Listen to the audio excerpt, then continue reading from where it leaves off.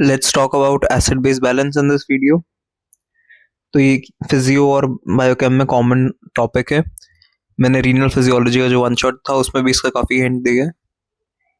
तो पीएच की डेफिनेशन हमें केमिस्ट्री से ही पता है already, that it is minus log of H plus की कॉन्सेंट्रेशन। ये H प्लस की कॉन्सेंट्रेशन कितनी होती है? 10⁻⁻⁷ मोल्स पर लीटर।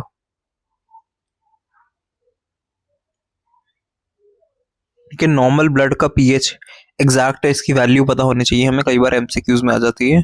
7.35 टू 7.45 होती है। नॉर्मल जो बाइकार्बोनेट आयंस HCO3 माइनस कितने प्रेजेंट होने चाहिए? 22 टू 28 मिलीमोल्स पर लीटर। ठीक है, CO2 का ये सारे facts MCQ point of view से इंपॉर्टेंट है जो मैं बता रहा हूँ, डू रिमेंबर देम। तो PCO2 पार्शियल प्रेशर CO2 का कितना होता है? Around normally 35 to 45 mmHg। ठीक है, तो इसको ऐसे भी याद रख सकते हैं कि 35 टू 45 पॉइंट्स में 35 टू 45 ब्लड का पीएच है और 35 टू 45 CO2 का पार्शियल प्रेशर है mmHg में। अब एनायन गैप, ये मैंने फिजियो वाली वीडियो में भी बताया था कि कितना याद रखना है हमें, 8 टू 18 मिलीमोल्स पर लीटर। इतनी बेसिक केमिस्ट्री में पता है कि एसिड्स H प्लस डोनर्स होते हैं और बेसिस H प्लस एक्सेप्टर्स होते हैं। अब बफर्स जो होते हैं वो पीएच में कोई भी चेंज को रेजिस्ट करते हैं, पीएच चेंज होने नहीं देते। सो बफर्स का कब काम आता है? क्योंकि Ka बेसिकली डिसोसिएशन कांस्टेंट होता है, केमिस्ट्री में अज्यूम कर रहा हूँ पता होगा। बफर्स कब काम करते हैं? जब pKa बॉडी के पीएच के नियरली इक्विवेलेंट होता है। तो अल्कली रिजर्व किसको बोलते हैं? मतलब ब्लड में कितने बाइकार्बोनेट प्रेजेंट है। नॉर्मल बाइकार्बोनेट का कितना रेशियो होता है? Normal bicarbonate to carbonic acid ratio, ये भी एक इम्पॉर्टेंट फैक्ट है, याद रखना। ये 20:1 होता है, मतलब बाइकार्बोनेट्स 20 होंगे फॉर 1 कार्बोनिक एसिड। तो ब्लड पीएच 7.35 टू 45 मैंने बताया। ब्लड पीएच को अगर समझना है तो उसके लिए इक्वेशन कौन सी होती है? Henderson Hasselbalch equation. No need to remember the equation, बस ये नाम। अब बफर्स कौन कौन से होते हैं? बाइकार्बोनेट बफर्स हैं, फॉस्फेट बफर्स हैं, प्रोटीन बफर्स हैं। बफर्स बेसिकली बॉडी के पीएच को मेंटेन कर रहे हैं। तो एक्स्ट्रा सेलुलर फ्लूइड्स ECF के पीएच को कौन मेंटेन कर रहा है? Bicarbonate, HCO3 minus. बाइकार्बोनेट होता है, हमें पता है बाइकार्बोनेट का बफर है, वो ECF में एक्स्ट्रा सेलुलर फ्लूइड, सेल के बाहर वाले फ्लूइड जैसे प्लाज्मा वगैरह में पीएच मेंटेन करने का काम बाइकार्बोनेट का है। फॉस्फेट बफर का काम है intracellular, within the cell phosphate maintain कर रहा है पीएच। ठीक है, और हमें पता है प्रोटीन्स भी प्रेजेंट होते हैं, like albumin, haemoglobin which is a quaternary protein, है ना, तो ये भी एक तरह से पीएच रेगुलेटर्स हैं। तो protein buffering, proteins basically buffer की तरह एक्ट कर रहे हैं, लाइक एल्ब्यूमिन और हीमोग्लोबिन। और प्रोटीन है तो उसके अंदर अमाइनो एसिड भी प्रेजेंट होगा, जैसे हिस्टिडीन, अमाइनो एसिड के कुछ रेजिड्यूज होते हैं। तो ये क्या करेगा? ये भी उसको हेल्प करेगा प्रोटीन को एक बफर की तरह एक्ट करने में। तो प्लाज्मा के जो प्रोटीन्स है वो ऑन्कोटिक प्रेशर, एल्ब्यूमिन का फंक्शन है to maintain the oncotic pressure. ये apart from being a buffer, इनका ये भी काम है कि वो प्रेशर को मेंटेन करे, जैसे ऑस्मोटिक प्रेशर होता है, जैसे ताकि एडिमा प्रिवेंट करना है अगर, तो वेसल के अंदर भी कुछ ना कुछ फ्लूइड का अक्यूमुलेशन होता है। तो एसिड बेस बैलेंस रेगुलेट करने के लिए बफर्स हैं। लंग्स और किडनीज का भी रोल है एसिड बेस बैलेंस को मेंटेन करने में। तो रेस्पिरेटरी रेगुलेशन वाले देख लेते हैं कि लंग्स कैसे रेगुलेट कर रहे हैं। किस चीज को रेगुलेट कर रहे हैं लंग्स? बेसिकली CO2 को। ठीक है, अगर एसिडोसिस हो गया तो हाइपर वेंटिलेशन है, मतलब अल्कलोसिस के केस में हाइपो वेंटिलेशन कम है। CO2 का लेवल मेंटेन होना इसलिए जरूरी है क्योंकि CO2 वाटर के साथ जब कंबाइन बनती है तो कार्बोनिक एसिड बनता है। पता है कार्बोनिक एनहाइड्रेज ये करवाती है रिएक्शन। तो कार्बोनिक एनहाइड्रेज की प्रेजेंस में ये CO2 और वाटर कंबाइन करके H2CO3 कार्बोनिक एसिड बना रहे हैं। तो मतलब एसिडोसिस भी हो सकता है। तो बेसिकली हमें पीएच को मेंटेन करना है। तो एसिडोसिस की वजह से क्या हो रहा है, हाइपरवेंटिलेशन। मतलब एसिडोसिस हो गया है तो लंग्स को ऐसा सिग्नल मिलता है कि एक्सेस अगर एसिडिटी है लंग्स के अंदर तो ऐसा सिग्नल जाएगा कि उन्हें ज़्यादा सांस लेनी है ताकि ऑक्सीजन ज़्यादा आ जाए। तो इसलिए ज़्यादा सांस आएगी और हाइपर वेंटिलेशन कॉज हो जाएगी। क्यों? क्योंकि इस वजह से ज़्यादा ऑक्सीजन तो आएगी, साथ में एक्सेस CO2 है, एक्सेस CO2 बाहर निकल जाएगी। वेराज जो अल्कलोसिस है, जब अल्कलाइन है मतलब कि एसिडिक पीएच कम है तो इट इज टुवर्ड्स अल्कलाइन। तो बेस का लेवल बढ़ रहा है और एसिड का कम हो रहा है। तो इस वजह से CO2 बॉडी के अंदर ही रिटेन रहेगी ताकि उसका एसिड का लेवल नॉर्मल हो जाए। तो इसलिए रेस्पिरेटरी रेट को स्लो करना पड़ेगा।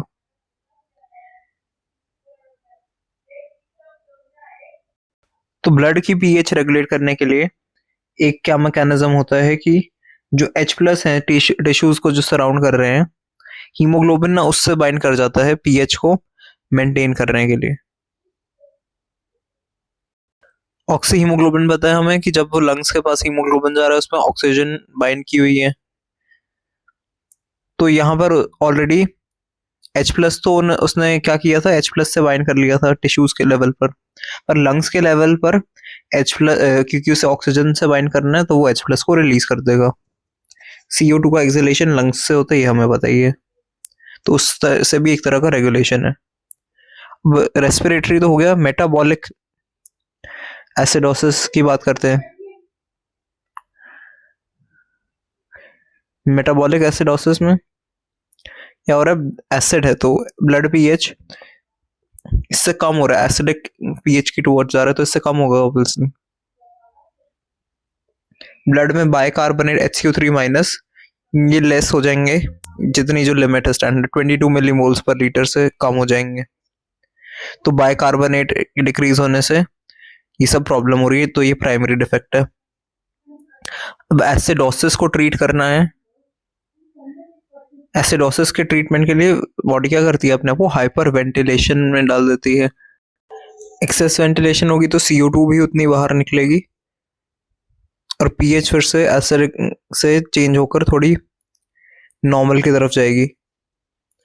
एनायन गैप हाई किस कंडीशन में हो, तो डायबिटिक कीटोएसिडोसिस हो, चाहे लैक्टिक एसिडोसिस हो, रीनल फेलियर, ऑर्गेनिक एसिडूरिया मैंने बताया था, एस्पिरिन पॉइजनिंग। एनायन का गैप नॉर्मल मेंटेन होना चाहिए, लिमिट मैंने बताई थी रीनल अभी पिछली स्लाइड में भी बताई कितनी होनी चाहिए।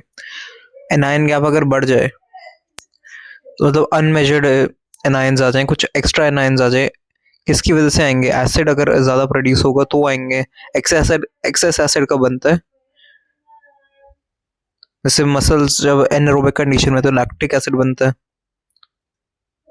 ये सब प्रॉब्लम्स की वजह से, एस्पिरिन की ओवरडोज की वजह से भी हो सकती है प्रॉब्लम, पॉइजनिंग। एनायन गैप किस कंडीशन में नॉर्मल रहता है, कोई एक्सेस एसिड नहीं बन रहा बल्कि बाइकार्बोनेट का लॉस होना स्टार्ट हो जाता है। तो बाइकार्बोनेट लॉस से डायरिया हो रहा है तो लॉस हो रहा है। ठीक है, रीनल एसिडोसिस, इंटेस्टाइन में कोई फिस्चुला का फॉर्मेशन। तो रीनल प्रॉब्लम में क्या होगा, बेसिकली रीनल टिब्यूल से बाइकार्बोनेट ढंग से एब्जॉर्ब नहीं हो पाएगा। डायरिया में तो लॉस हो रहा है, इसमें एब्जॉर्ब नहीं हो पा रहा। और इंटेस्टाइनल जो प्रॉब्लम है तो फ्लूइड का लीक होगा। सीवियर केसेस है तो ट्रीटमेंट में सोडियम बाइकार्बोनेट बेकिंग सोडा को दिया जाता है। सीरम में जो पोटेशियम लेवल है उसको रेगुलेट करना बहुत जरूरी है, चेक करना पोटेशियम के भी लेवल्स को। अब इसकी तरह इससे ऑपोजिट मेटाबॉलिक अल्कलोसिस होता है, अल्कलाइन की टुवर्ड्स जा रहा है पीएच जिससे बढ़ रहा है। और बाइकार्बोनेट का कॉन्सेंट्रेशन 28 मिलीमोल्स पर लीटर की जो लिमिट है उससे ज़्यादा हो रहा है।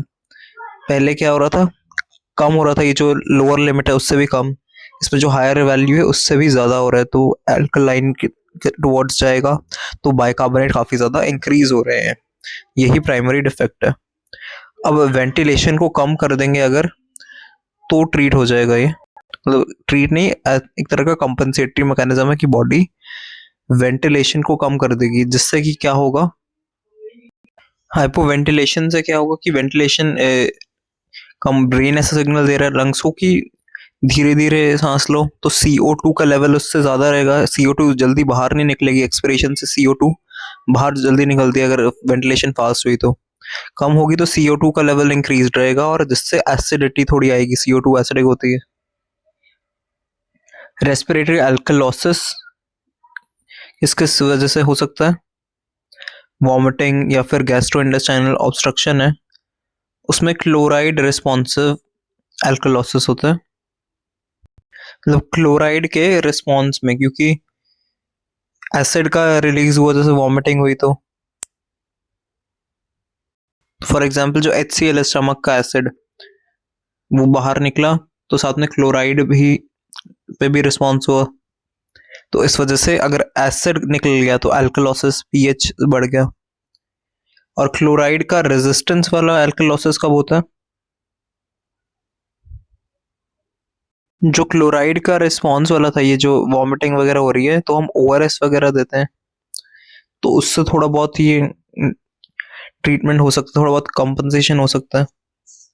बट क्लोराइड का जो रेजिस्टेंट वाला है, उसमें अगर कोई ट्रीटमेंट के लिए कुछ देंगे भी, जैसे ORS वगैरह, तो उसको रेजिस्ट करेगा, कोई भी एल्कलोसिस में ट्रीटमेंट नहीं होगा, क्योंकि ये कोई फिजियोलॉजिकल नॉर्मल कंडीशन नहीं है, ये तो अगर कोई हार्मोनल इफेक्ट है उस वजह से हो रहा है क्लोराइन रेजिस्टेंट वाला एल्कलोसिस, जैसे हार्मोन में डिफेक्ट, जैसे कशिंग सिंड्रोम हो गया।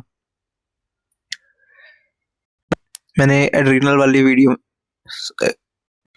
सेलाइन इज यूजफुल इन क्लोराइड के रिस्पॉन्स वाले ट्रीटमेंट में, क्योंकि वो रिस्पॉन्स शो कर रहा है, रेजिस्टेंट वाला रिस्पॉन्स नहीं शो कर रहा, ठीक है, तो अंडरलाइंग कॉज को एल्कलोसिस के ट्रीट किया जाता है, ये सब ट्रीटमेंट में इन्वॉल्व है। सेलाइन बेसिकली ORS की तरह समझ सकते हैं, वाटर और सॉल्ट टाइप।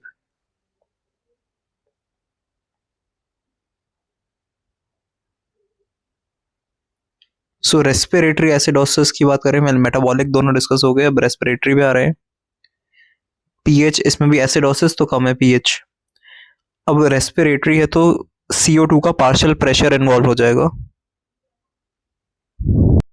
ब्लड में जो नॉर्मली पार्शियल प्रेशर CO2 का होता है 45 mmHg, उससे ज़्यादा हो जाए अगर, तो increase partial pressure of CO2, ये प्रॉब्लमेटिक होता है।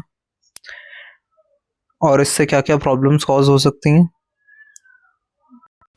जैसे bronchoconstrictions, bronchioles widen up करने पड़ते हैं, मतलब कॉन्स्ट्रिक्ट हो चुके हैं, उसको वाइडन अप करना पड़ेगा, डायलेट करना पड़ेगा, और वेंटिलेटर पे रखते हैं पेशेंट को, ऑक्सीजन मास्क वगैरह ये सब रिक्वायरमेंट होता है।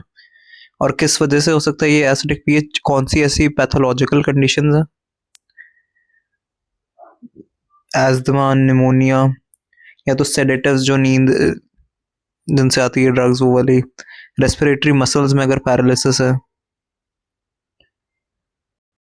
और chronic obstructive pulmonary disease, basically obstruction इन कंडीशंस की वजह से हो रहा है, जिसकी वजह से अब लंग्स में इतनी वो कैपेसिटी नहीं रही है, ऑब्स्ट्रक्शन है लंग्स में और कैपेसिटी उसकी कम हो चुकी है क्लेंजिंग वाली, तो मतलब CO2 ज़्यादा हो रही है और एसिडिटी ज़्यादा हो रही है, तो एज अ कंपनसेशन किडनीज क्या करेंगी, बाइकार्बोनेट कम है तो बाइकार्बोनेट को रिटेन करेगी, तो किडनी रीअब्सॉर्ब ज़्यादा करेगी, तो उसकी वजह से ब्लड का पीएच मेंटेन हो पाएगा, कि पीएच तो कम हो रहा है, एसिडिक कंडीशन है CO2 की वजह से। अब ऐसे ही रेस्पिरेटरी एल्कलोसिस होता है, जिसमें पीएच इंक्रीज हो जाएगा ऑब्वियसली, और एल्कलोसिस है तो 45 ये जो लिमिट थी इससे ज्यादा हो रहा था, तो एसिडिक की तरफ है, क्योंकि CO2 में पता है एसिडिक गैस होती है, अगर इससे कम हो जाए, CO2 कम है तो अल्कलाइन के टुवर्ड्स जाएगा, तो 35 के अराउंड है, से भी कम है तो प्रॉब्लम होगी अल्कलाइन वाली। PCO2 का डिक्रीज है ना। कॉजेज इसके भी देख लेते हैं, altitude sickness, high altitude sickness, anxiety, कई बार फीवर में भी हो जाता है, वैसे मेनिंजाइटिस वगैरह, सेप्टिसेमिया जैसे ब्लड में बैक्टीरियल इन्फेक्शन वगैरह, सेप्टिक शॉक जैसा आपने सुना होगा।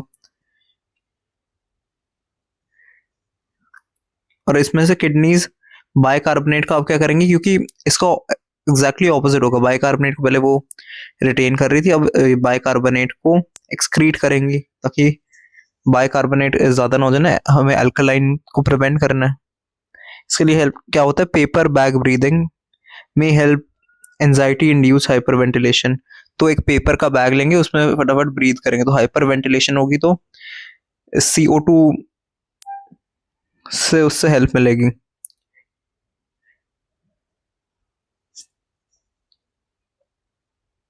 एनायन गैप मैंने बताया था, normal anion gap 8 to 18 millimoles पर लीटर होता है। मतलब अलग अलग anions cations minus the amount of anions, तो कैटायन एनायन के बीच में जो गैप डिफरेंस आता है। अगर हाई एनायन गैप है तो मतलब एसिड अक्यूमुलेटेड है, एनायन गैप अगर नॉर्मल है तो बाइकार्बोनेट का लॉस है। तो ये डिजीजेस भी उस तरह के मैंने बताए थे, अगर हाई एनायन गैप है तो लैक्टिक एसिड वगैरह ये सब प्रॉब्लम अक्यूमुलेशन होगा एसिड का, और नॉर्मल मैंने बताया था बाइकार्बोनेट लॉस हो रहे जैसे इंटेस्टाइनल प्रॉब्लम, डायरिया वगैरह।